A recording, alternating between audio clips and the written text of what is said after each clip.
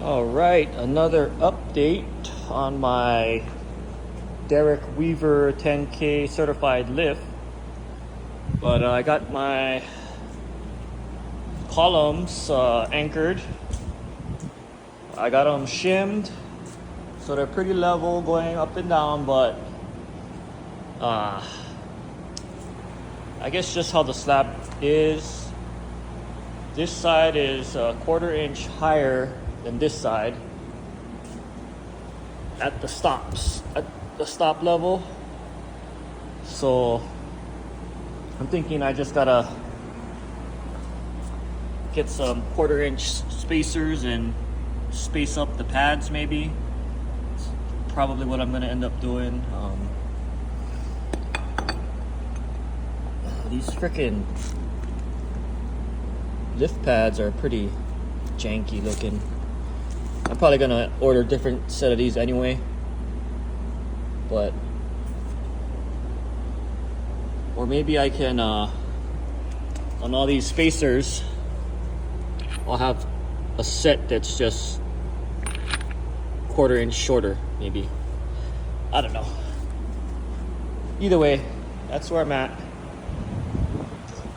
If you do buy a Derek Weaver lift and the T is on the column where the 2 cylinders connect, I suggest you do your columns first and not follow the directions.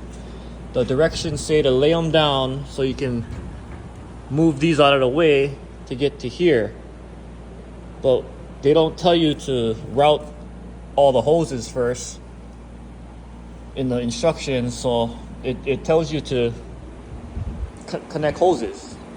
It shows a picture of where the hoses go, but it says connect hoses only.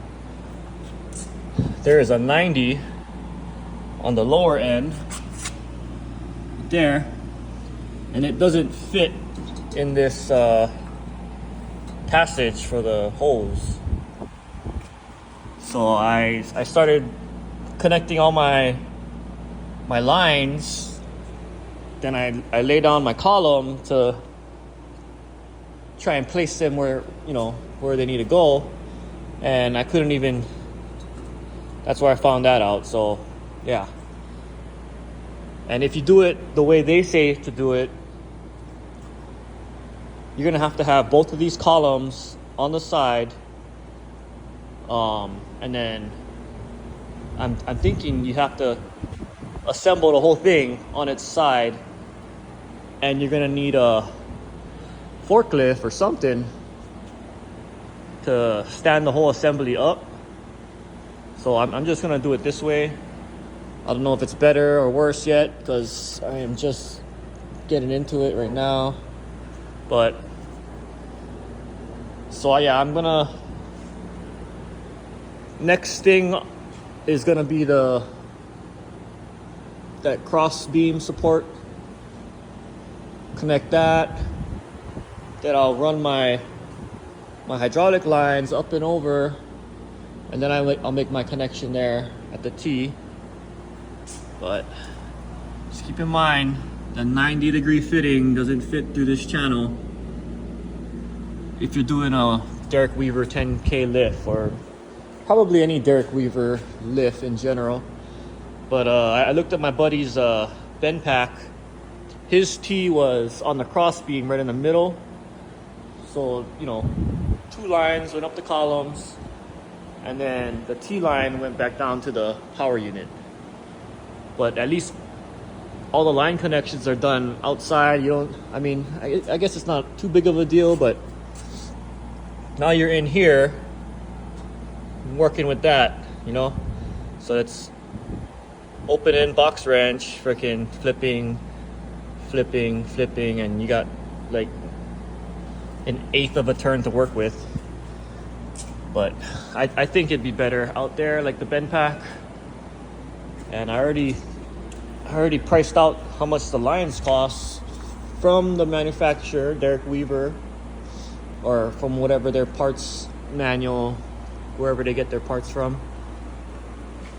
Just to replace that one line that goes up there across down to the T, and this secondary line, the shorter line, or the middle-sized line, the shortest line goes from the power unit to the T.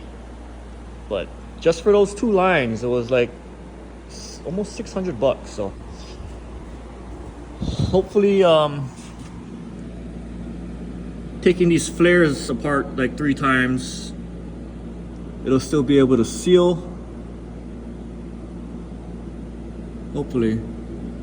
I'll just have to keep adding oil and having it drip. But that is the update. Slowly but surely, I will get this installed. Not too much more to go actually. But yeah, that's where I'm at now.